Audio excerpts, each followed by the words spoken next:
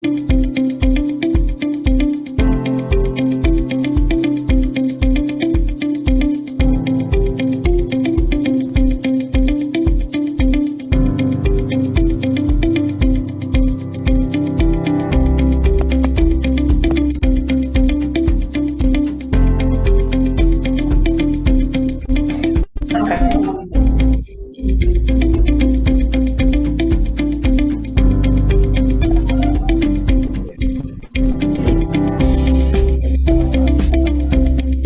sí, yo también, de plantear porque los escenarios están complicados, porque yo digo, bueno, ¿qué tiene nuevas eso te iba a preguntar porque no, sí lo conseguí, pero no quería rayarlo. Lo que hice fue ponerle punto con los lápices.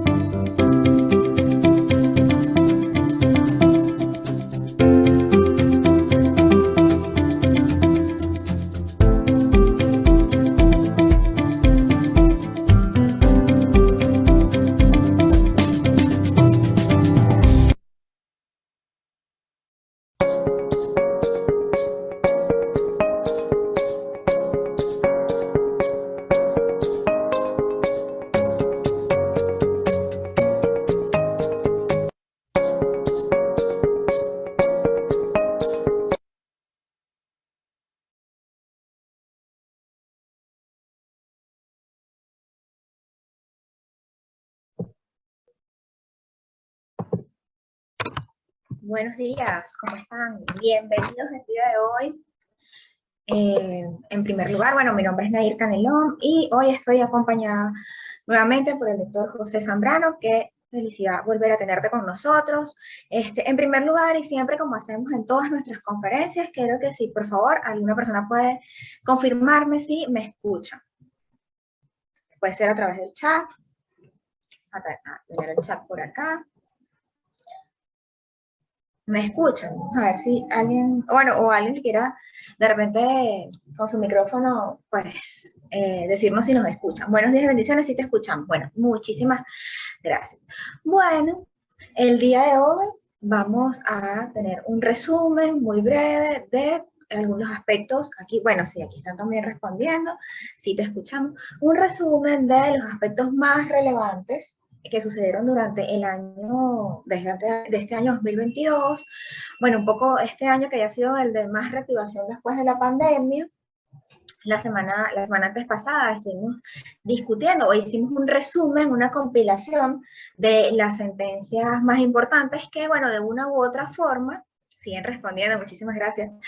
Una otra forma, pues lo que hicieron fue reiterar criterios pues de la sala político-administrativa, siempre como en el mismo sentido, que ya, bueno, de varios años estos criterios, y bueno, eso fue lo que conversamos hace aproximadamente 2 semanas, si mal no recuerdo. El día de hoy, bueno, vamos a conversar, como les estaba comentando, acerca de los aspectos más importantes de este año 2022, y bueno, vamos a tener por acá una presentación que nos va a servir de guía para todo lo que vamos a conversar el día de hoy. Ahí la tenemos. Si la están viendo, bueno, tenemos, bueno, lo primero, lo más relevante que pasó este año fue precisamente el tema de la reforma parcial del decreto con rango, valor y fuerza de ley del impuesto a las grandes transacciones financieras.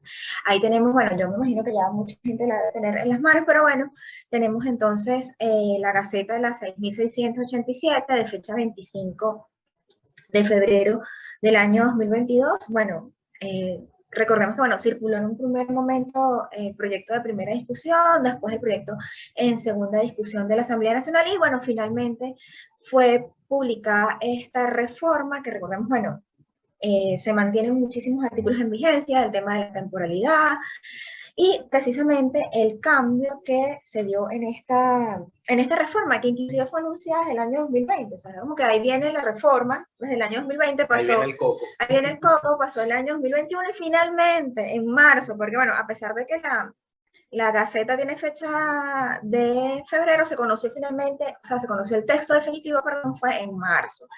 Y bueno, la modificación más importante, vemos que está llegando gente todavía, fue, bueno, precisamente el tema de los sujetos pasivos, que yo siempre he comentado un poco que me parece que este artículo, por técnica legislativa, debe ser incluido más bien en los hechos imponibles, en el artículo de los hechos imponibles, pero no, fue incluida dentro de los sujetos pasivos y es lo que uno de los temas que ha generado mayor confusión. Pero lo cierto es que, bueno, la reforma fue en este artículo, en el de los sujetos pasivos, y recordemos un poco lo que señala, bueno, las personas naturales jurídicas y entidades sin personalidad jurídica por los pagos realizados en moneda distinta a la del curso legal en el país, o en criptomonedas o criptoactivos diferentes al Petros dentro del sistema bancario nacional y sin intermediación del corresponsal bancario extranjero. Recordemos que, bueno, la ley que está vigente desde 2015 decía que, bueno, que las personas naturales no están sujetas a este impuesto, pero cuando leíamos el texto de la ley veíamos que, bueno, las personas naturales cuando realizaran operaciones por cuenta de un sujeto pasivo sí iban a estar incluidos. Lo cierto es que, además de este primer numeral que se pegó, tenemos el otro de igual personas naturales, personas jurídicas, entidades económicas sin personalidad jurídica, por los pagos realizados a sujetos pasivos especiales en moneda distinta a la del curso legal en el país, o en criptomonedas o criptoactivos diferentes al petro, pero en esta ocasión sin mediación de las instituciones financieras, y yo creo que esto es lo que más ha generado, pues, digamos, una serie de dudas. Sí, yo creo que aquí es importante tener en cuenta que con las anteriores de la ley de impuesto a las grandes transacciones financieras, circulaban la hipótesis, la idea conforme a la cual los pagos hechos en divisas los pagos en divisas no estaban sujetos al impuesto a las grandes transacciones, lo cual, bueno, siempre ha sido falso, de toda falsedad. La reforma lo que hizo fue, bueno, perseguir aquello de lo cual se estaba oyendo como bastante, porque claro, si uno revisa conceptualmente un pago en divisas en efectivo, un pago en divisas a través de una transferencia bancaria internacional o utilizando plataformas de pago tipo Zelle, tipo PayPal, criptomonedas, etcétera, era por definición un pago hecho al margen del sistema financiero nacional. Entonces, en las reformas bajo la vigencia de las anteriores leyes de impuestos a las grandes transacciones financieras, si un contribuyente o un sujeto pasivo especial realizaba estos pagos de estas maneras, es decir, en efectivo, en divisa, divisa fuera del sistema financiero nacional, igual estaba sujeto. Siempre estuvo sujeto, lo importante es eso, un poco tener en cuenta que siempre estuvieron sujetos. ¿Qué pasa? De pronto era un poquito más fácil desde el punto de vista fiscal no presentar esto ante la administración tributaria. Evidentemente esto no quiere decir bueno, que un consejo profesional razonable hubiera sido, mira, no reportes esto. Evidentemente había que reportarlo, es decir, si una persona o si una empresa aquí en Venezuela es sujeto pasivo especial y lleva su contabilidad, digamos, de alguna forma organizada, bueno, evidentemente vas a tener alguna parte, por ejemplo, si tienes una obligación, si tienes un pasivo, registras ese pasivo, más bien cargas ese pasivo para darle de baja, y bueno, ¿contra qué lo vas a hacer? O sea, si lo haces contra tus cuentas en moneda extranjera, como las tienes registradas, bueno, evidentemente ahí está el hecho imponible. Es fácil para la administración perseguir esto. Siempre fue fácil. Yo creo que nunca fue un consejo profesional decirle a la gente que no pagaran su impuesto a las grandes transacciones financieras. Eso generaba muchas dudas, porque la gente dice, bueno, ahora sí lo tengo que, a partir de esta vigencia de esta nueva ley, sí las transacciones en moneda extranjera sí las tengo que declarar. Entonces decía, bueno, un momento. Anteriormente, antes de la vigencia de esta ley del año 2020, siempre debió haberse declarado este efectivo, por ejemplo, en moneda extranjera, solo que, bueno, creo que la vía era hacer la conversión en bolívares e ir a declarar, bueno, porque sí, ya el portal decía era bolívares. Y al final hacer la autoliquidación, porque es que, bueno, si la extinción de la obligación, para decirlo de alguna forma, porque es que antes de continuar con esto, bueno, yo sé que a mí en esta conferencia me gusta ponerme un poco teórico, pero bueno, desde el terreno de las ideas, para sí, comprender, creo. Sí, yo creo que es un poco la idea.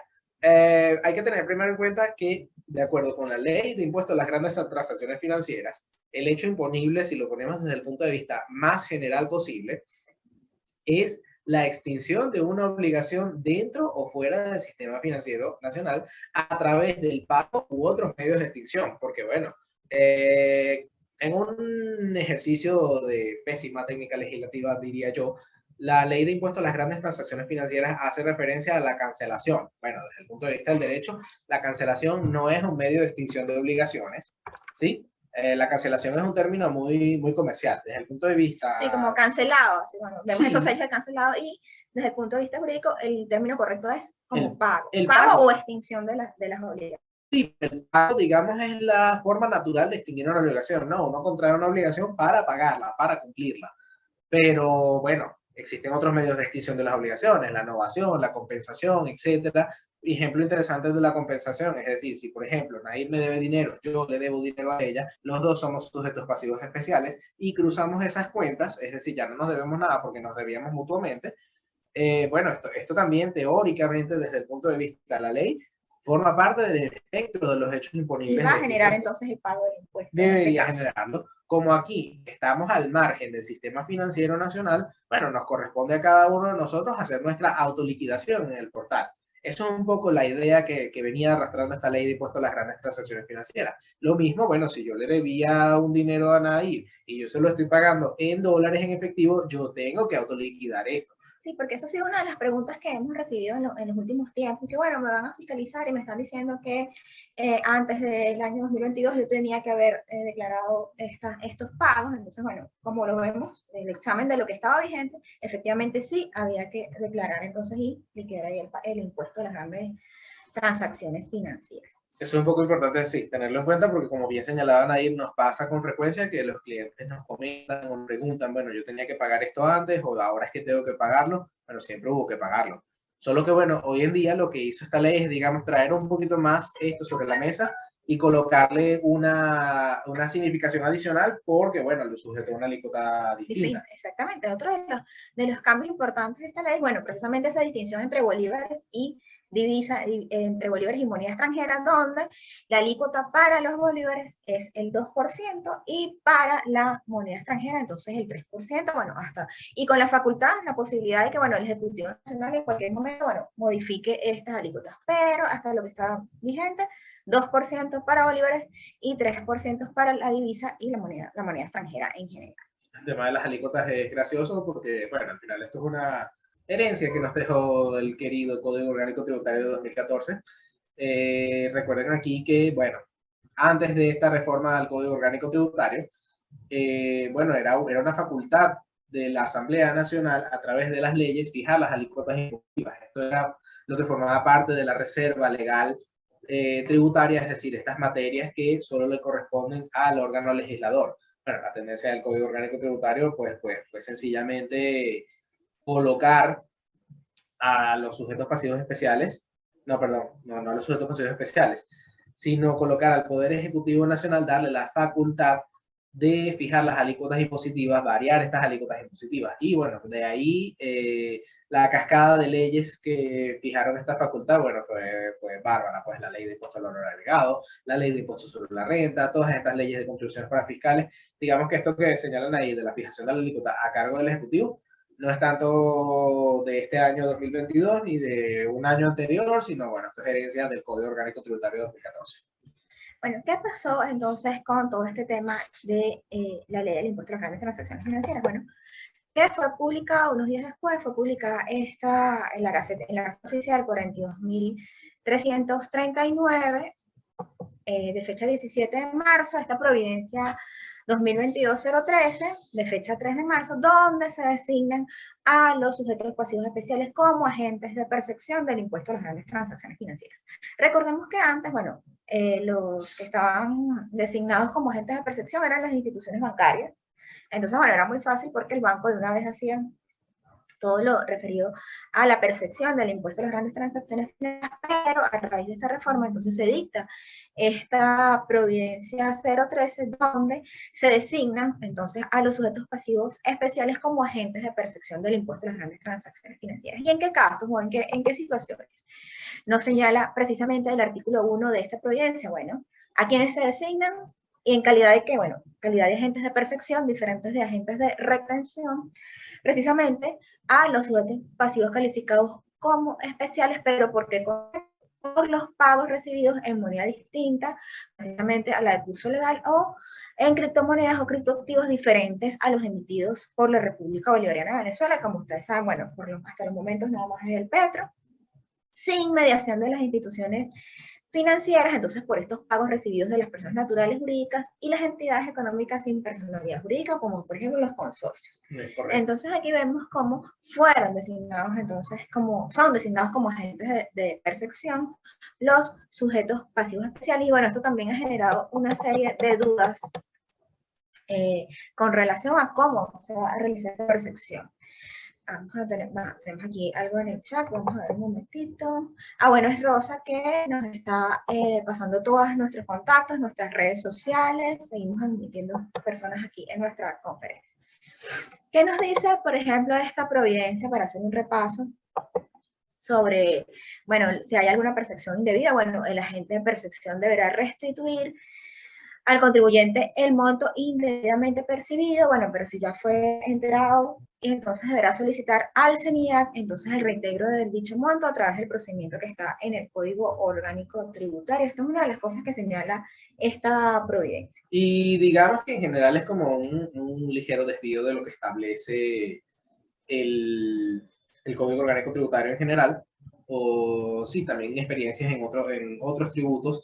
Aquí, bueno, cuando se solicita, cuando se realiza la percepción o la retención y se entera al Fisco Nacional y es una retención indebida, pues bueno, sencillamente aquí el contribuyente o el responsable tienen el derecho a la repetición de lo pagado indebidamente ante el CENIAT. Aquí en este caso al agente de percepción le colocan el doble deber primero de restituir al contribuyente, es decir, tienes una obligación de carácter civil con el contribuyente de restituirle el monto que percibiste indebidamente, y a la misma vez cómo te resarces tú de ese flujo de caja que estás soltando a favor del contribuyente, bueno, solicitando a la administración tributaria la repetición de lo pagado indebidamente.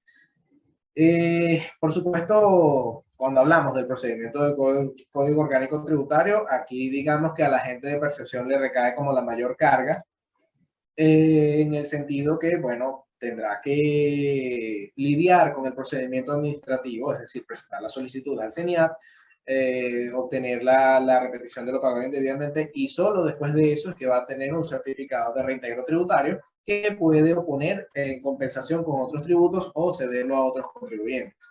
Sin embargo, bueno, este caso de la percepción indebida va a ser, es poco común, no es imposible, pasa mucho, creo que pasa mucho y lo hemos hablado entre amigos, etcétera, por ejemplo, en experiencias con supermercados. Puede ocurrir que si uno paga una parte en divisas y otra parte en bolívares, el agente de percepción pretenda realizar la percepción sobre el monto total de la obligación, cuando tendría que hacer una decisión entre lo que se está pagando en divisas y lo que se está pagando en bolívares. Porque claro, solo lo que se está pagando en divisas constituye un hecho imponible particular distinto al hecho imponible del pago de los bolívares, y sujeto a una retención y sujeto a una alícuota distinta. Es decir, lo que debería ocurrir en esa operación es que si una parte se está pagando en dólares y otra en bolívares, bueno, la parte en bolívares no llevaría percepción si el pago lo está haciendo una persona natural que no es sujeto pasivo especial. Entonces, claro, solo habrá percepción por la porción que pague en divisas. Pero bueno, desde el punto de vista operativo, esto también es un gran problema, los efectos de las configuraciones de las máquinas fiscales, de los sistemas de contabilidad de los contribuyentes. O sea, uno dice que esto se trata de una percepción indebida. Sí, sí se trata de una percepción indebida, pero bueno, también porque genera un gran problema logístico para el supermercado, por ejemplo, si lo vamos a ver desde esa perspectiva. Ahora, si estamos hablando de contribuyentes a menor escala, de pronto es un poquito más sencillo realizar esta logística de la percepción parcial sobre el monto parcial de la obligación, porque bueno, las formas de pago son distintas. ¿Qué más nos señala esta providencia? Bueno, otro tema que, bueno, que generó también bastante controversia es el tema de la facturación. Porque, bueno, nos señala que tanto para los sujetos pasivos especiales que utilicen máquina fiscal, aquellos que utilicen forma libre o formato impreso, siempre entonces deberá estar reflejado en la factura la alícuota impositiva y el impuesto a las grandes transacciones financieras correspondientes. Y bueno, adicionalmente a esto, muchos han redactado o han incluido dentro de sus facturas la coletilla precisamente para informarle a la persona, bueno, si va a realizar un pago en moneda extranjera, recuerde que este pago estará sujeto a la providencia número 013 y todos los datos de publicación para que, bueno, estemos conscientes de que ese impuesto está ahí y, bueno, en el caso que se realice en moneda extranjera deberá pagarse este impuesto a las grandes transacciones financieras y, bueno, deberá estar reflejado en la factura. Recuerdo que en un primer momento se decía, no, bueno, pero le puedo poner un sello. Entonces, nosotros acá, bueno, no somos como muy partidarios de este tipo de sello de cancelado IGTF, además de que es una imprecisión ahí ya terminológica, bueno, no nos pareció como la mejor forma. ¿Lo puedo escribir por la parte de atrás de la factura? No. Recordemos que es un tema también de que, tal como lo señala también esta providencia 013, hay que cumplir o estar muy pendientes de los requisitos que ya están previstos tanto en el reglamento de la ley del IVA como en la providencia 071, que es precisamente la que establece todas las normas de facturación. Sí, aquí hay que tener en cuenta un poco que, como todo lo demás, esta coletilla, este comentario que debe estar en las facturas, es el cumplimiento de un deber formal. Recuerden aquí que en materia de la relación que tenemos nosotros los contribuyentes con el Estado, con ocasión del pago de los tributos, es decir, lo que desde el punto de vista del derecho tributario se llama relación jurídica tributaria, tiene un núcleo que es el pago del impuesto, ¿sí? Lo que nos vincula, que es, bueno, el dinero que nosotros estamos soltando para la satisfacción de las cargas públicas, y tiene unos deberes formales que gravitan alrededor de esta obligación tributaria y que tienen como finalidad facilitar a la administración tributaria la fiscalización, el control de estos tributos. Entonces, bueno, esta providencia 13 de materia de impuesto a las grandes transacciones financieras, lo que busca entonces es facilitar la investigación fiscal. Entonces, colocan a los contribuyentes el deber de colocar, de indicar este comentario adicional en la factura, tal como la providencia 7.1 obliga a los contribuyentes a colocar el tipo de cambio en el caso en el que hacen una facturación en moneda extranjera. Eso es importante tenerlo en cuenta, con lo cual lo ideal sería en materia de deberes formales siempre pensar, buscar la mejor forma de que al momento de una fiscalización el funcionario correspondiente pueda encontrar fácilmente lo que estamos presentando aquí en nuestra contabilidad y en nuestras declaraciones de impuestos. O sea, lo ideal es no complicarle al fiscal la investigación, porque de ahí, siempre que ocurra una complicación, el funcionario va a identificar la posible comisión de un ilícito formal. Ese es un poco el asunto. Entonces, claro, cuando me indican o cuando me preguntan este tema de si podemos colocar un sello o si podemos colocar un comentario a mano, bueno, realmente habría que pensar, ponerse un poco en los zapatos del fiscal y ver cómo un fiscal podría ver esto antes de adoptar una decisión correspondiente. Otra de las cosas que nos han preguntado es si los contribuyentes ordinarios tienen que colocar esta coletilla. Entonces aquí vemos que esto está destinado a los contribuyentes especiales. O sea, no tendría por qué un contribuyente ordinario tener entonces esta coletilla. Nos pasa mucho con frecuencia que, bueno, la gente nos indica, no sé, donde, por ejemplo, yo voy a emitirle una factura a una persona y esta persona me dice que no me puede pagar en dólares porque entonces me va a tener que pagar el IGTF. Bueno, ahí es indicarle que al no ser sujeto pasivo especial yo, por ejemplo, no estoy obligado a percibir ese impuesto. En consecuencia, no me lo tienes que pagar a mí. ¿Tendrás que autoliquidarlo? Sí, tendrás que autoliquidarlo porque, bueno, tú estás haciendo un pago fuera del sistema financiero nacional y si me lo estás pagando, por ejemplo, en divisas en efectivo, pues sencillamente estás dentro del marco del hecho imponible. Y aun cuando no hay percepción, igual hay hecho imponible y en consecuencia estamos obligados al pago de la obligación tributaria. Ajá.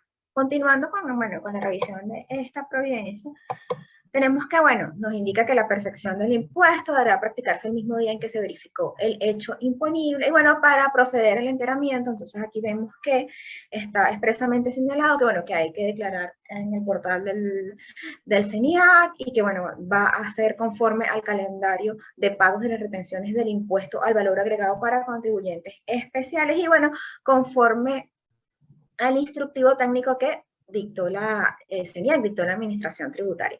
Y esta providencia entró en vigencia el 28 de marzo de 2022. Algo que quería comentarles y no quería dejar pasar es que precisamente en el nuevo instructivo, es bueno que la gente lo descarga porque es diferente al anterior, señala que, bueno, antes había una mención, un párrafo que decía que no era necesario hacer declaraciones con monto cero si no se realizaba ninguna operación. Este párrafo, bueno, fue eliminado de este instructivo. Entonces ahí tenemos esas diferencias del instructivo anterior y, bueno, también hay una nueva interfaz en el portal del CENIAC para declarar entonces el impuesto a las grandes transacciones financieras. Tenemos entonces, en primer lugar, empezamos con la reforma de la ley, con la providencia, y vamos a hablar ahora en este mismo tema, que ha sido creo que uno de los temas más importantes en materia tributaria de este año, el decreto 4.647, publicado en la Gaceta Oficial Extraordinaria número 6.689, de fecha 15 de febrero del año 2022, dentro del grupo de normativa que fue dictada con relación al impuesto a las grandes transacciones financieras. Bueno, esto es un decreto de exoneración. Recordemos que los decretos de exoneración son dictados por el Ejecutivo Nacional, conforme al Código Orgánico Tributario. Las exoneraciones deben ser interpretadas en forma restrictiva. Y bueno, este decreto está orientado precisamente a los débitos que generen la compra, venta y transferencia de la custodia en títulos valores emitidos o avalados por el Banco Central de Venezuela, los débitos o retiros relacionados con la liquidación del capital o intereses de estos mismos títulos negociados a través de la bolsa de valores, pero realizados ¿cómo? Bueno, realizados en moneda distinta a la de curso legal en el país y nuevamente o en criptoactivos o criptomonedas diferentes a los emitidos por la República Bolivariana de Venezuela, que es el petro. Entonces fue dictado fue emitido pues este decreto de exoneración, pero lo más relevante con relación a este decreto de exoneración es que fueron incluidas unas operaciones no sujetas. Entre estas operaciones no sujetas están las operaciones cambiarias realizadas por personas naturales y jurídicas. En el texto de la ley se incluyó un supuesto de exención, que es diferente a estos supuestos, bueno, que señala operaciones cambiarias realizadas por operadores cambiarios autorizados. Pero lo cierto es que en este decreto se señalan, bueno, las operaciones cambiarias realizadas por personas naturales y jurídicas, es decir, que en general las operaciones cambiarias, pues no, entonces generarían el IGTF. Aquí, por supuesto, es importante tener desde el punto de vista conceptual una cuestión importante, que es que, bueno, este decreto, al ser un acto del Poder Ejecutivo, teóricamente no debería establecer qué es lo que está sujeto o no sujeto, porque eso, bueno, primero es de reserva legal y segundo es una cuestión que se deriva del hecho imponible. Yo supongo aquí, si uno lo revisa desde el punto de vista conceptual, es que, claro, las operaciones cambiarias, es decir, la situación en la cual yo tengo una moneda y la quiero intercambiar por su equivalente en otra moneda, realmente no implican el pago de una obligación. A ver, técnicamente tienes una obligación en el sentido que, bueno, al recibir una moneda estás obligado a intercambiarla por otra moneda. Pero realmente aquí uno no está comprando bienes, no está adquiriendo servicios, sencillamente está sustituyendo un medio de pago por otro a través de una convención a la cual llegaste con otra persona. Quizá desde este punto de vista, por eso es que este decreto un poco invadiendo lo que es la reserva legal, pues bueno, viene a explicar que, bueno, no están sujetas a estas operaciones. Otro de los supuestos, bueno, los pagos en bolívares con tarjetas de débito o créditos nacionales o internacionales desde cuentas en divisas a través de puntos de pago debidamente autorizados por las autoridades competentes, bueno, salvo que sean realizados por los sujetos pasivos especiales, es otro supuesto de no sujeción. Los pagos en moneda distinta a la de curso legal o diferente al petro, realizados a personas que no estén calificados como sujetos pasivos especiales. Y finalmente, bueno, el tema de las remesas enviadas desde el exterior a través de, bueno, las instituciones autorizadas para esto. Tenemos entonces estos casos de no sujeción. Recuerdo que así, pero bueno, fue un caso como muy particular. Un banco se realizó una operación cambiaria, bueno, me imagino que fue por error, bueno, estos clientes se dieron cuenta, descontaron además de la comisión el impuesto a las grandes transacciones financieras. Entonces hay que estar muy pendiente, ahí la recomendación fue, bueno, pues diríjase al banco. Y bueno, cuando nos contaron acerca de las resultas de esta diligencia, pues resulta que efectivamente el banco se había equivocado y bueno, devolvieron ese dinero de IGTF a estos clientes. Bueno, son cosas que, bueno, pueden pasar, que son muy puntuales, pero que pueden suceder. Estos fueron los tres instrumentos legales, por decirlo de alguna manera, que fueron dictados este año a raíz entonces de la reforma del impuesto a las grandes transacciones financieras. Vamos a pasar a otro tema totalmente diferente, que no tiene que ver con el impuesto a las grandes transacciones financieras, sino a la reforma del decreto con rango, valor y fuerza de ley orgánica de ciencia, tecnología e innovación. Tenemos algo por el chat, vamos a revisar un momento. Tenemos una pregunta larguísima.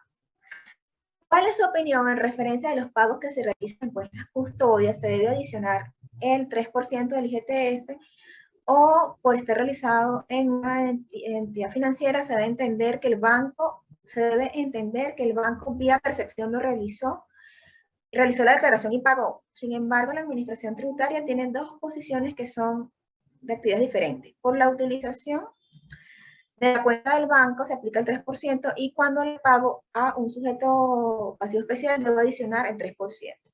Todo pareciera indicar que hay una doble tributación, pero el CENIAC no lo toma así. ¿Cuál es su opinión? A ver, en todo caso, el banco ciertamente podría, si el banco cobra alguna comisión por el servicio financiero que está prestando, bueno, sobre eso debería colocar el 3% de impuesto a las grandes transacciones financieras. Dice se debe entender, bueno, yo creo que no se debe entender, o sea, es necesario que haya alguna documentación con relación a esto, sin darlo por entendido o sobreentendido, no. Lo que pasa es que la experiencia hasta ahora con el tema del banco es que, bueno, el banco realmente no emite ningún comprobante. En el estado de cuentas. En el estado de cuentas, eso me refiero. La percepción. Hay que estar pendiente en el estado de cuentas si realmente se realizó esta percepción. Sí, ahora bien, el banco ciertamente no debería dar, o más bien, si el banco está cobrando el 3%, o está percibiendo el 3%, bueno, es razonable si el pago lo está haciendo pasivo especial, a través de su cuenta custodia, porque al final está haciendo un pago en divisas con intermediación del sistema financiero nacional, con lo cual está en el marco del hecho imponible. En este sentido, bueno, si el banco está realizando la percepción, los contribuyentes no tendrían por qué realizar la percepción, porque justamente... Efectivamente habría una doble percepción ahí. Por supuesto, evidente, el caso está bastante interesante. Creo que lo ideal sería aquí dirigir una consulta a la administración tributaria para que ella sea la que dilucide esto, y mientras ella nos dilucide esto, bueno, acogemos el criterio fundamentado en derecho que se adapte más a las necesidades del contribuyente. Sí, bueno, precisamente el tema de la consulta, que es una de las actividades que realizamos acá desde la firma RTR y, bueno, la Organización de Diferencia del Trabajo, es precisamente el tema de la consulta que es importante, bueno, porque recordemos que la Administración Tributaria tiene 30 días para contestar, pero bueno, en el lapso y hasta tanto no responda, pues entonces los contribuyentes no podrán ser sancionados. Por el criterio que adoptaron al respecto. Entonces, bueno, eso sería, digamos, un poco el esquema general de la pregunta que recientemente nos formularon. Bueno, agradecidas con las preguntas. Vamos a continuar con, como les estaba diciendo, la reforma parcial del decreto con rango, valor y fuerza de ley de ciencia, tecnología e innovación. Esta fue publicada el 1 de abril de este año en la Gaceta 6693. Recordemos que, bueno, esto fue un proyecto que impulsó entonces la Comisión Permanente de Educación, Salud, Ciencia, Tecnología e Innovación, y se había aprobado su primera discusión en mayo del año 2021 y finalmente fue entonces publicada y sancionada, sancionada y publicada en el año 2022. ¿Cuáles son los principales cambios? Bueno, recordemos que anteriormente estaba establecida las personas jurídicas domiciliadas en la República por actividades que realicen actividades económicas en el territorio nacional con ingresos brutos en el ejercicio fiscal anterior mayores a 100.000 unidades tributarias. Esto fue modificado y en toda esta tendencia que hay con la moneda de mayor valor, que ya hemos visto que en diferentes leyes desde el Código Orgánico Tributario del año 2020 han estado incorporando este concepto, nuevamente, la modificación nos señala que, bueno, son las personas jurídicas, domiciliadas o no en la República, que realizan actividades económicas en el territorio nacional, pero con ingresos brutos anuales superiores a 150.000 veces el tipo de cambio oficial de la moneda de mayor valor establecido por el Banco Central de Venezuela en el ejercicio inmediatamente anterior. Esta ha sido una de las principales modificaciones. Tenemos también el tema de la base imponible. Recordemos que, bueno, lo que estaba vigente anteriormente era precisamente los ingresos brutos, de que de modo habitual, accidental o extraordinario deben los aportantes por cualquier actividad que realicen, siempre que no estén obligados a restituirlos por cualquier causa, sin admitir costos ni deducciones de ningún tipo. Este artículo con relación a la base imponible pues también fue modificado. Recordemos que siempre era, bueno, el ejercicio fiscal anterior es el que íbamos a utilizar como referencia para la declaración del año siguiente. Estaba previsto en el artículo 26 precisamente este tema de lo que se entenderá por ingresos brutos. Pero lo cierto es que en esta reforma, con relación a lo que debe entenderse por ingresos brutos, fueron incorporados los ingresos, y en forma expresa, los ingresos por diferencial cambiario, los ingresos obtenidos por intereses, dividendos, por colocación de bonos, sea cual fuere su denominación, e ingresos operativos. Entonces, un poco lo que hemos señalado, que lo hemos señalado durante todo este año, bueno, fueron incluidos los ingresos pasivos. Y teniendo como referencia que, bueno, que esto fue en principio incorporado en una providencia, que no era como un instrumento legal para esto, la providencia sobre el procedimiento de declaración, fueron incluidos estos ingresos y ahora, bueno, fue recogido en el texto de la ley. Sí, aquí es importante justamente este tema de la providencia vino en primer lugar porque, bueno, en nuestra experiencia con el FUNACYT, pues siempre hubo como mucha controversia sobre este tema, que al final, bueno, a mí me parece que es un refrito, y me permiten la expresión, de una discusión antiquísima que teníamos en materia de impuestos municipales con los municipios del país. ¿En qué sentido? Si se fijan, bueno, haciendo un poco este paralelismo entre el aporte en materia de ciencia y tecnología y el impuesto municipal sobre actividades económicas, conocido popularmente como la patente de industria y comercio, vean aquí que en aquel caso, el hecho imponible de este tributo, de este impuesto municipal, es la realización con carácter de habitualidad de actividades económicas en jurisdicción de un municipio determinado. Y la base imponible de ese tributo son los ingresos brutos que ha generado el contribuyente en determinado ejercicio. Aquí, por supuesto, entraba siempre una discusión conceptual importante, porque es que, claro, cuando uno revisa todos los ingresos brutos que tenemos, bueno, tenemos ingresos habituales, tenemos ingresos accidentales, porque, bueno, hay ingresos que derivan de la actividad económica que realizamos y hay ingresos que no derivan de esa actividad. En materia municipal siempre estuvo la discusión, bueno, ¿son todos los ingresos o son los que vienen de esta actividad económica? Hasta la saciedad, la jurisprudencia fue estableciendo, y realmente los ingresos que se declaran en materia municipal son los que derivan de esta actividad económica habitual. ¿Por qué? Porque, bueno, la base imponible del tributo tiene que ser una expresión económica directa del hecho imponible. Entonces, la base no puede incluir cosas que no se entiendan hecho imponible, porque sencillamente es una transgresión al principio de legalidad en materia tributaria. Sí, aquí hay que tener como muy claro qué es lo que se graba, cuánto es lo que se está grabando.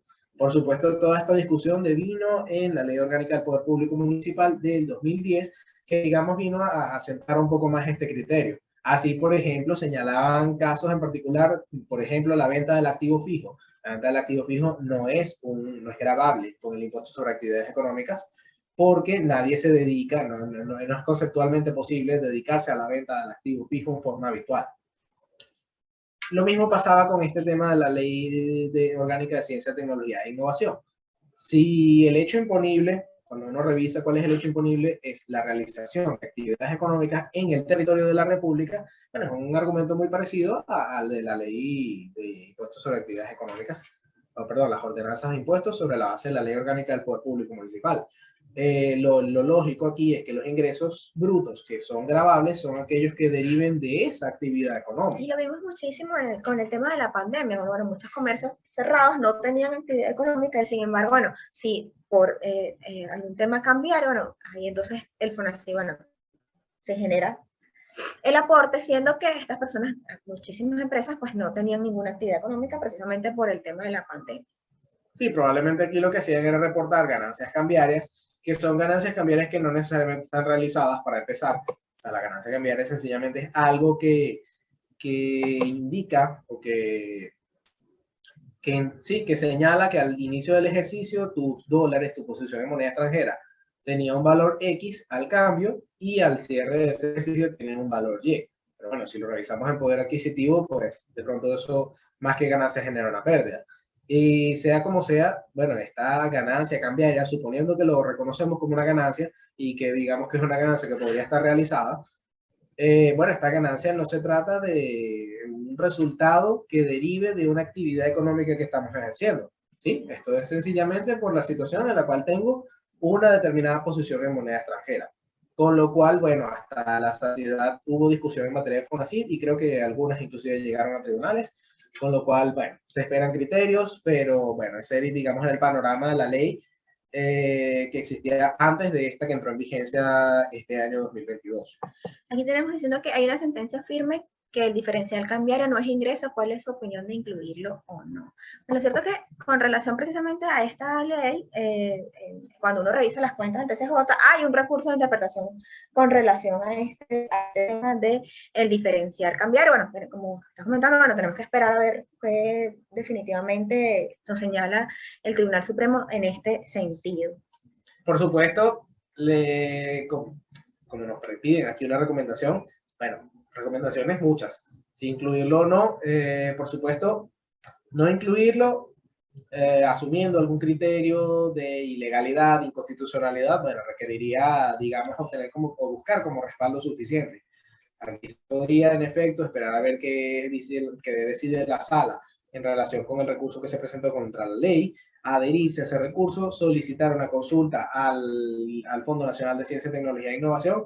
Pero bueno, es importante tener en cuenta que de no incluirlo, como siempre va a ocurrir, porque antes venía ocurriendo y ahora va a ocurrir con todavía más fuerza, es posible que la administración tributaria busque aquí reparar esta situación y pedir y esperar que el contribuyente incorpore en su declaración del aporte correspondiente el impacto que genera esta diferencia cambiaria.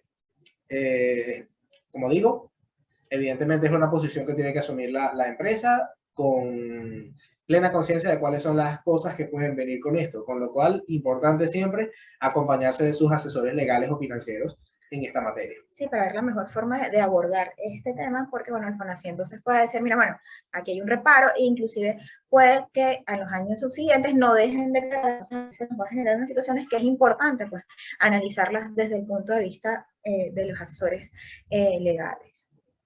¿Qué más podemos señalar acá con relación al tema de esta modificación? Bueno, que hay que tener presente con relación a la vigencia temporal. Bueno, que el artículo 8 del Código Orgánico de su parte fin, nos dice que cuando se tratan de tributos que se determinen o liquiden por periodos, bueno, esta regirá después del primer día del periodo respectivo del contribuyente, que se inicia a partir de la fecha de la entrada en vigencia de la ley, porque algunas personas nos decían, bueno, pero esto lo vamos a tener que hacer a partir de este año. No, bueno, lo cierto es que para nosotros esta ley todavía no entra en vigencia, podría entonces entrar en vigencia a partir de los ejercicios que se declaran en el año 2024, hay que tener esto presente. Inclusive tenemos por acá otro artículo que también fue modificado, que es precisamente el tema de que el aporte se liquidará, pagará y declarará mensualmente en bolívares ante el FONACYT. Lo cierto es que, bueno, en la actualidad seguimos con nuestro mismo sistema de declaración, porque esto ni siquiera se ha avanzado de cómo va a ser esta declaración mensual que se realizará entonces al FONACYT en bolívares, porque bueno, lo que está señalando precisamente el nuevo texto de la ley. ¿Qué más podemos decir del FONACYT? Bueno, que precisamente hemos tenido esos casos, bueno, que no dejan declarar, o el sistema no permite declarar si hay algún reparo anterior. Y bueno, otra cosa importante que también lo conversamos durante todo este año es que nos dicen que los montos del aporte como tal serán actualizados, pero recordemos que, bueno, que lo que se paga con la moneda de mayor valor al momento de hacer efectivamente el pago son las multas. Entonces, bueno, son estas serie de situaciones que están sucediendo con el FONACYT y, bueno, les recomendamos siempre que ante cualquier situación, pues se asesore con, bueno, sus abogados. Finalmente, otro de los temas que estuvieron presentes este año es este tema de el proyecto de Ley Orgánica de Coordinación y Armonización Tributaria. Recordemos un poco cómo empezó todo esto. Todo esto empezó con unas ordenanzas, creo que el municipio de Chacao, si mal no recuerdo, que establecían entonces algunas situaciones en moneda extranjera, y todo esto generó también el tema que recorrimos durante el año 2020, el tema del acuerdo de armonización tributaria, y todas estas sentencias fueron dictadas a raíz de esta situación. Y bueno, finalmente, ¿qué sucedió después? Bueno, algunos, por ejemplo, algunos clasificadores de actividades económicas están valorados están estimados en petro. Y bueno, llegamos al momento en que la Asamblea Nacional está en discusión pública, en consulta pública, este proyecto de ley orgánica de coordinación y armonización tributaria, que bueno, que está así como que dice, bueno, es para evitar la doble tributación, para pues que haya un orden en todos estos temas municipales. Recordemos que siempre les digo, hay 337 municipios, entonces lograr esta armonización, pues, es un trabajo que debe realizarse. Y aquí, bueno, importante tener en cuenta, inclusive antes de todas estas cosas que ocurrieron en el 2020, yo me iría más atrás en el antecedente. Esto yo creo que se remonta en primer lugar a 2018 más o menos, fecha a partir de la cual, si mal no recuerdo, en 2018 fue que tuvimos 4 unidades tributarias nacionales en el país. Bueno, importante ahí, ya desde esas providencias, el SENIAT señalaba, y cito textualmente, que esa unidad tributaria que se está fijando era aplicable únicamente a los tributos y a las multas que recauda el mismo SENIAT, no pudiendo ser aplicable para otros conceptos. Esto, por supuesto, generó un gran problema a los municipios de la República y a los estados y a todo lo que no fuera el SENIAT, porque inclusive, si lo vemos desde el punto de vista de INSEE, Seguro Social, otras contribuciones para fiscales, bueno, o sea, uno revisaba a cuál unidad tributaria tengo que utilizar. Pero tienes que utilizar la última que fue fijada para todo el territorio nacional, que si mal no recuerdo era como 1200, que era como 0,012. Que al final con toda la... Y bueno, y eso fue en 2018. En este momento no sabría leer ese número, porque debe ser algo como 0,0000000. Con todas las reconversiones. Sí, en el fondo es eso. Pero Estamos sí. hablando de... Eso fue antes de la reconversión de 2018, si mal no recuerdo. Entonces estábamos en el marco de los bolívares fuertes, si mal no recuerdo. Sí. Entonces, claro, estábamos hablando de, bueno, los municipios calculando sus multas en esos montos minúsculos. Bueno, evidentemente esto iba a tener sus fugas y en efecto las tuvo. ¿Qué pasó? Los municipios empezaron a fijar sus propias unidades tributarias que iban a tener el mismo valor, generalmente se acercaban al mismo valor del SENIAT. Luego empezaron a adoptar otros indicadores económicos, como bien lo señaló Nair. Estamos hablando de los petros, estábamos hablando de los dólares, que fue el caso de Chacao, que en efecto reventó una sentencia del Tribunal Supremo de Justicia en la cual, pues básicamente se suspendió o pretendió la sala suspender la actividad tributaria municipal y estatal del país hasta que no nos pusiéramos de acuerdo con esto. Bueno, a ver, en aquel momento creo que hubo un proyecto de acuerdo de armonización tributaria. Bueno, y ahora está este proyecto de ley orgánica de coordinación y armonización tributaria. Vean entonces cuánto camino hemos tenido que recorrer desde 2018 y pasando por 2020. Creo que me faltó un antecedente y todo, que fue el impuesto sobre actividades económicas de comercio internacional que sacó el municipio Vargas. También. Del estado La Guaira, que, bueno, básicamente palabras más, palabras menos, se volvió un impuesto adicional a la importación y a la exportación, es decir, a las operaciones aduaneras, lo cual teóricamente le está vedado al Poder Público Municipal en virtud del artículo 156, si mal no recuerdo, las competencias de la Constitución. Sí, el cual establece, digamos, hace una distribución de la potestad tributaria y, o más bien, impone al Poder Nacional la fijación de gravámenes al comercio internacional. Pero bueno, vean entonces que han habido como bastantes antecedentes que nos trajeron a esta ley orgánica de coordinación y armonización tributaria. Sí, en la actualidad cada municipio fija su unidad tributaria municipal conforme al valor del petro y lo van publicando cada semana o cada mes. Y es distinta de los estados también, es decir, uno tiene una unidad tributaria para pagar tasas del estado Miranda, tienes una unidad tributaria para pagar tasas o tributos o impuestos al nivel municipal, que es distinta a la de Libertador, de la de Sucre, de la de, no sé, Los Alias, cualquiera de los municipios de los más de 300 municipios que tiene la República, pues uno tiene, digamos, su propia escala o su propio método de actualización tributaria. Sí, por eso es que esta ley dice que su objeto, bueno, es establecer los principios, parámetros, limitaciones, y bueno, para garantizar la coordinación y armonización de las potestades tributarias que corresponden a los estados y municipios, especialmente con el tema de los tipos impositivos y las alícuotas. Esto es como la finalidad, el objeto de esta ley. Bueno, entre otras finalidades, bueno, que sí, procurar la justa distribución de las cargas públicas, promover el desarrollo económico, generar certeza y seguridad jurídica sobre los procedimientos tributarios, garantizar, bueno, el impulso a la actividad económica. ¿Qué más nos señala esta ley? Bueno, que hay unos límites para la potestad tributaria, no podrán tener carácter confiscatorio, un poco como todos estos, por ejemplo, aquí hay uno que dice expresamente, no podrán establecerse tributos que afecten el comercio exterior de manera directa o indirecta, creo que es un señalamiento directo Es contigo, Vargas. al Estado, a esta ordenanza del Estado Vargas, un señalamiento totalmente directo. No discriminación al contribuyente transeúnte y libre modalidad, bueno, deberán abstenerse de gravar bienes procedentes de otros estados de forma distinta. Entonces es un poco dar como fuerza tanto a los principios que están en la Constitución como a señalamientos que ya estaban en la Ley Orgánica del Poder Público Municipal, un poco reiterar estos temas.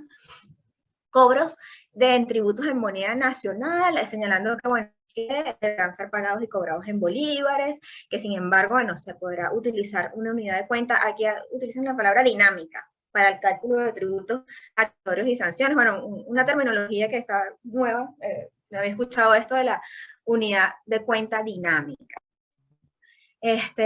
Por ejemplo, hay otros aspectos referidos también a los trámites, por ejemplo, no exigibilidad de las solvencias emitidas por la misma autoridad solicitante. Es decir, bueno, si ya tú tienes una solvencia que te emitió un mismo organismo, una misma administración tributaria, porque eso te la va a solicitar nuevamente si precisamente ya está en conocimiento de, creo que es un poco de simplificar un poco los trámites, que bueno, que ya siempre lo comento, ya nosotros tenemos una ley de simplificación de trámites administrativos con muchísima vigencia, entonces yo creo que es un poco como reiterar en esta ley estos conceptos, porque vemos que nos dice otro postulado, otro artículo de este proyecto, no exigibilidad de requisitos acreditados en trámites previos. Entonces ahí vemos como este tema de, bueno, simplificación. Sí, básicamente lo que estamos es desempolvando esta ley de simplificación de trámites y bueno, estamos trayendo estas cosas interesantes. Ojalá y este proyecto, pues, digamos, sea revisado, si las cosas que se puedan mejorar se mejoren y bueno, cuando salga, digamos, publicado en Gaceta Oficial, sea una herramienta que permita facilitar un poco las cosas, ciertamente. Es decir, armonización, claro que necesitamos. Por supuesto, es interesante que sea ahorita que estamos hablando de armonización, cuando, bueno, desde la Constitución de 1999, estamos conscientes de que hay distintas potestades tributarias en los distintos niveles del poder público y ciertamente existe la posibilidad de colisión de potestades tributarias, lo cual ciertamente siempre requirió armonización. La armonización siempre ha sido una necesidad. ¿Qué cosas existen interesantes a nivel de armonización? En la historia de lo que ha sido el derecho tributario en estas últimas décadas, pues tenemos la Ley Orgánica del Poder Público Municipal de 2010 que estableció algunos criterios atributivos de potestad tributaria municipal sobre la base del establecimiento permanente, de las reglas del establecimiento permanente para los contribuyentes que ejercen actividades en distintos municipios. Otras cosas, bueno, ha habido sentencias en la materia, sobre todo en el tema del sector telecomunicaciones, por la forma en la que coliden un poco, más bien, se cruzan el impuesto sobre actividades económicas con impuestos al ejercicio de las actividades de telecomunicaciones. Ahí hay algunas sentencias que, digamos, tratan como de resolver el asunto. Claro, al final lo que indican es que, bueno, esta sección me corresponde a mí, ente nacional, en materia de regulación de las telecomunicaciones, y este otro aspecto del hecho imponible le corresponde al fisco municipal. Había otro ejemplo que tenía en mente, bueno, por supuesto, en materia de ciencia, tecnología e innovación, si mal no recuerdo, todavía hay algunas cosas en las cuales, bueno, si tú pagaste impuestos sobre actividades por el área de telecomunicaciones, parte de ese impuesto te lo puedes acreditar en materia de aporte de ciencia y tecnología. A eso es a lo que nos referimos un poco con armonización. Un poco entender que la creación de un tipo impositivo debería consultar, y si no consultar, por lo menos tener en cuenta el impacto que va a tener en la presión fiscal general que va a soportar un contribuyente. Eso es un poco la idea de la armonización. ¿Qué más nos señala esta ley? Bueno, hay unos temas ya de procedimientos. Bueno, el incumplimiento de las disposiciones de esta ley implicará la nulidad total o parcial de la ley estatal u ordenanza contentiva del tributo. Y nos dice que, bueno, que cualquier persona interesada, inclusive la Defensoría del Pueblo, pues podrá acudir a la sala constitucional del Tribunal Supremo de Justicia a demandar la nulidad del acto. Un poco ya entrando en temas de procedimientos administrativos, con la ley de la jurisdicción contenciosa administrativa, habría que ver, entonces, analizarla con estas leyes en conjunto. Esta con la ley de la jurisdicción contenciosa administrativa. También este proyecto de ley, y es algo que se ha vendido mucho en la prensa, crea un organismo, crea un ente, o un órgano, precisamente la palabra correcta es un órgano de consulta, que sería el Consejo Superior de Armonización Tributaria, y bueno, un poco sería, como su nombre lo indica, una instancia de consulta con relación a las decisiones que se tomen en materia de armonización tributaria, precisamente para dar opinión, dar algunas recomendaciones, proponer medidas que favorezcan entonces estos procesos tributarios, tanto estatales como municipales. Precisamente este órgano es así como su nombre indica, un órgano de consulta para hacer propuestas sobre este tema. También hay algunas obligaciones generales, una lista de obligaciones generales para los estados y municipios en materia de armonización. Por ejemplo, tenemos acá homogenizar las normas y procedimientos tributarios, suprimir los trámites innecesarios, nuevamente el tema de los trámites, informar a los usuarios y contribuyentes de los criterios sobre los cuales se establecen los valores que sirven de la base imponible para el establecimiento o el cálculo de los tributos. Tenemos también, bueno, adoptar medidas necesarias para eliminar la múltiple tributación, prestar toda la colaboración, suministrar información. Todo esto estamos un poco como obligaciones generales de los estados y municipios en esta materia. También algunas cosas que están establecidas en este proyecto, bueno, tienen que ver con la armonización en materia del impuesto a la actividad económica. Entonces nos señala, por ejemplo, que la alícuota no podrá ser superior a 3 puntos porcentuales de los ingresos brutos obtenidos, y el mínimo tributable anual para este impuesto no podrá ser superior al equivalente a 20 veces el tipo de cambio de la moneda de mayor valor publicada por el Banco Central de Venezuela, que bueno, que debe existir un clasificador armonizado de actividades económicas previo opinión de este consejo que les comento que se va a convertir, si finalmente se aprueba esta ley, en un órgano de consulta. Y así, bueno, vigencia de las licencias, algunas exenciones también con relación a el impuesto a las actividades económicas. También está establecido unas rebajas, por ejemplo, de al menos de un 30% del monto a pagar con relación al impuesto a las actividades económicas, y así, pues, algunas otras como cosas muy puntuales, otros impuestos estatales y municipales, el tema del impuesto a los vehículos, vemos que, bueno, motocicletas, uso particular, transporte de pasajeros. Lo cierto es que, bueno, esta ley también incluye un tema de armonización en el tema de tasas, y bueno, hasta los momentos, lo que tenemos conocimiento, y así lleva ya varios meses, que está en la consulta pública, para, bueno, ver definitivamente qué va a suceder. Y bueno, en cuanto conozcamos el texto, bueno, tendremos, me imagino, una conferencia analizando todos estos aspectos ya, pero con el texto definitivo. Bueno, este es como el resumen tributario. Bueno, tuvimos nuestra conferencia, bueno, casi una hora. Vemos que tocamos los aspectos más importantes con relación a lo que sucedió este año. Y bueno, uno de los temas más importantes y el más relevante, precisamente, y el que ha generado más controversia, el impuesto a las grandes transacciones financieras. Bueno, siempre recordándoles que estamos acá para todos aquellos que, bueno, tengan de repente una consulta más puntual, de repente quieran impulsar esta consulta tributaria, que sería buenísimo para aclarar este tema. Sí, claro, generar un poco de certeza por parte de la administración tributaria. Y bueno, muchos aspectos, todavía siguen habiendo como muchos aspectos del impuesto a las grandes transacciones financieras que generan dudas y por supuesto, donde hay dudas hay inconvenientes.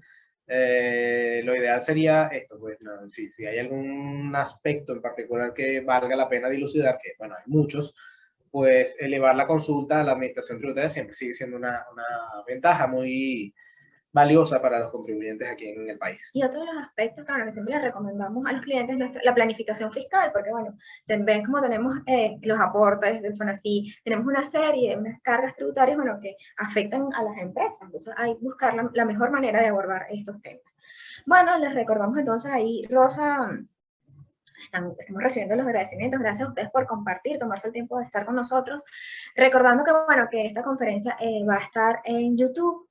Y bueno, ya Rosa nos pasó todos los contactos, nuestras redes sociales, y bueno, muchísimas gracias por estar con nosotros el día de hoy. Bueno, que tengan una feliz semana y esperamos verlos, como siempre, en nuestras conferencias y el año siguiente también, preparándonos para el año 2023. Muchísimas gracias a todos. Hasta luego.